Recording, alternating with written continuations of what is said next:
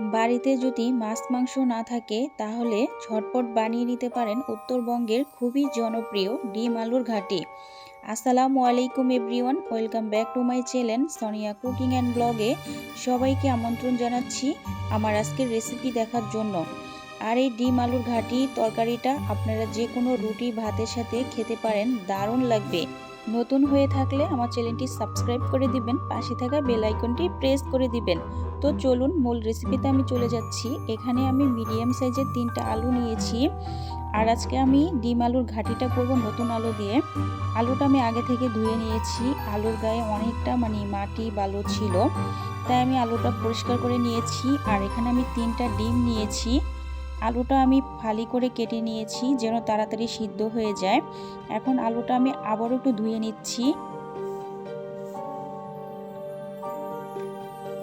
আলুটা আমার ধোয়া হয়ে গিয়েছে, তাই আলুটা আমি তুলে নিচ্ছি পানি থেকে।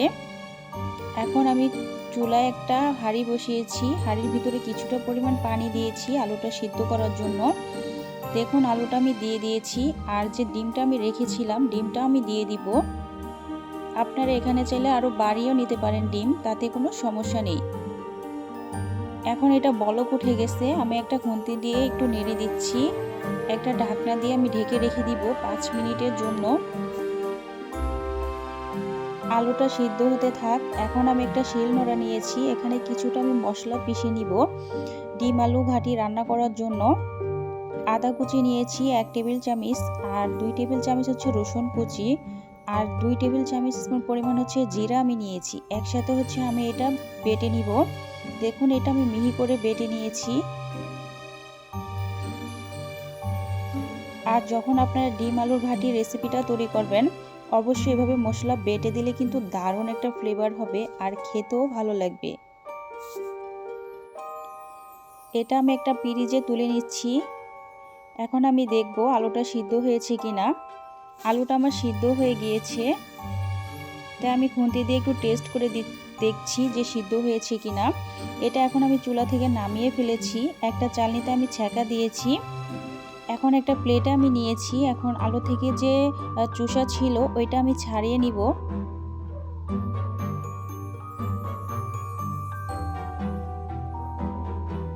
এভাবে আমি সবগুলো আলু থেকেই হচ্ছে খোসা ছাড়িয়ে নিচ্ছি।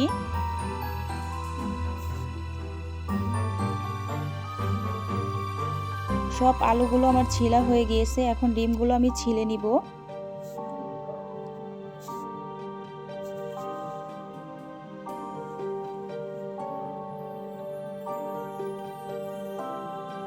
এখন আরও একটা ছিল, ওইটাও আমি ছিলে নিচ্ছি।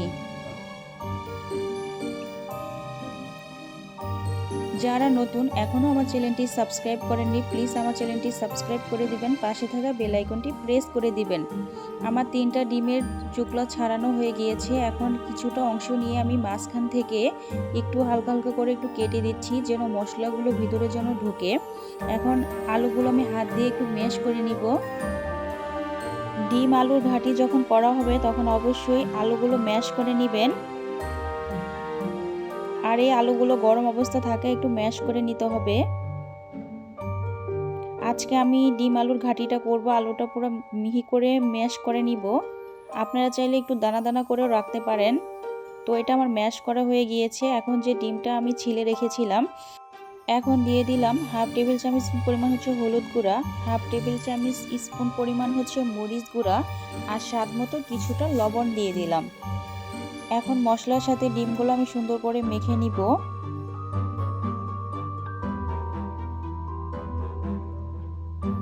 আর সুন্দর করে মেখে নিতে হবে যেন ডিমের গায়ে গায়ে যেন মশলাগুলো লেগে যায়।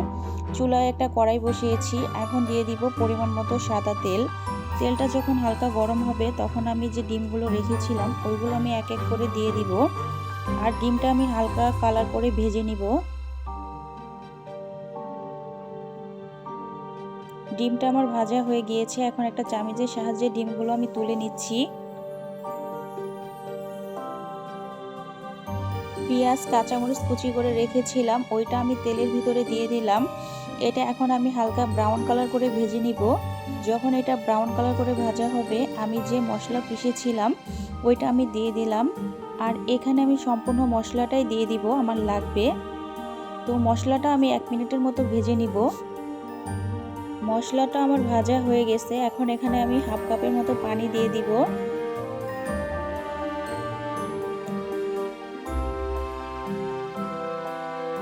1 টেবিল চামচ হলুদ গুঁড়া দিয়ে দিলাম আর 1 টেবিল চামচ মরিচ গুঁড়া।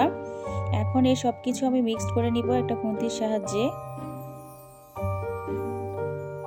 আর এই ডিম আলুর ঘাটি রেসিপি করতে কিন্তু বেশি কিছু লাগে না, আপনারা যখন তখন বানিয়ে কিন্তু খেতে পারেন। তো মশলাটা আমি সুন্দর করে কষিয়ে নিব। আর মশলাটা থেকে যখন তেল উপরে ভেসে উঠবে তখন বুঝবেন যে মশলাটা কষানো হয়ে গেছে। আমি আলুটা যে ম্যাশ করে রেখেছিলাম এখন ওইটা আমি মশলার ভিতরে দিয়ে দিলাম। এটা এখন মশলার সাথে আমি সুন্দর করে মিক্সড করে নিব।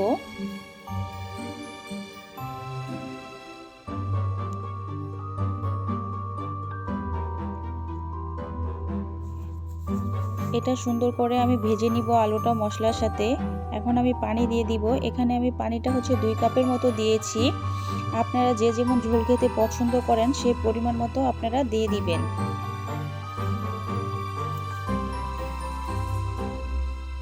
এটা এখন হালকা করে একটু নেড়ে দিচ্ছি। আমি এখানে একটা তেজপাতা মাঝখান থেকে ছিঁড়ে দিয়ে দিলাম।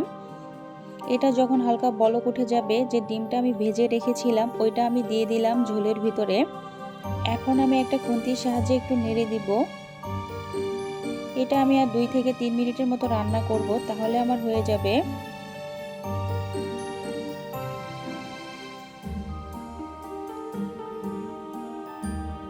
এটা আমার রান্না করা হয়ে গেছে। এখন আমি চুলা থেকে নামিয়ে ফেলবো, আপনাদের দেখাচ্ছি। দেখুন আমি কেমন করে ঘনত্বটা রেখেছি। আর উপরে আমি কিছুটা পেঁয়াজ বেরেস্তা দিয়ে দিচ্ছি।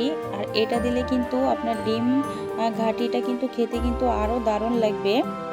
আপনারা চাইলে এটা স্কিপও করতে পারেন, তবে এটা আপনারা দিবেন, দিলে ভালো লাগবে। এখন আমি এটা পরিবেশন করার জন্য একটা প্লেটে আমি বেড়ে নিচ্ছি। দেখুন কতটা কিন্তু লোভনীয় হয়েছে। আর বাসায় থাকা অল্প কিছু উপকরণ দিয়ে কিন্তু এটা তৈরি করতে পারবেন। আর একটা কথা, যারা এখনও আমার ভিডিওতে লাইক করেননি প্লিজ একটা লাইক করে দিবেন। আপনাদের একটা লাইকে কিন্তু আমাদের ভিডিও বানাতে কিন্তু আমরা মডিফাইড হই। এখন আমি সুন্দর করে পরিবেশন করে নিচ্ছি। আর আপনারা চাইলে এই আলুর ঘাটিটা কিন্তু আপনারা রুটির সাথে, গরম ভাতের সাথে, পোলাওর সাথে, যে কোনো কিছুর সাথে কিন্তু আপনারা অনায়াসে পরিবেশন করে খেতে পারেন। এখন আমি আগে থেকে যে পেঁয়াজ বেরেস্তা করে রেখেছিলাম ওইটা আমি দিয়ে দিচ্ছি। আর এটা দিলে কিন্তু দেখতেও সুন্দর লাগবে আর খেতে কিন্তু খুবই ভালো লাগবে। আমি চেষ্টা করেছি আপনাদের সাথে খুবই সহজ ও সিম্পলভাবে রেসিপিটি শেয়ার করার জন্য। আমি প্রায় রান্না করি, তাই ভাবলাম যে আপনাদের সাথেও শেয়ার করি। আমি জানি না কতটুকু আপনাদের সাথে আমি শেয়ার করতে পেরেছি। আর এটা দেখতে কিন্তু দারুণ লাগছে, খেতেও মাশাআল্লাহ খুবই ভালো লাগবে। আশা করি আমার আজকের রেসিপিটি আপনাদের থেকে অনেক বেশি ভালো লেগেছে। আপনারা এভাবে বাসায় ট্রাই করবেন। আর হ্যাঁ, খেয়ে কেমন লাগলো কমেন্ট করতে ভুলবেন না কিন্তু। সবাই ভালো থাকবেন, সুস্থ থাকবেন। Thank you for watching my video. Okay, আল্লাহ হাফেজ।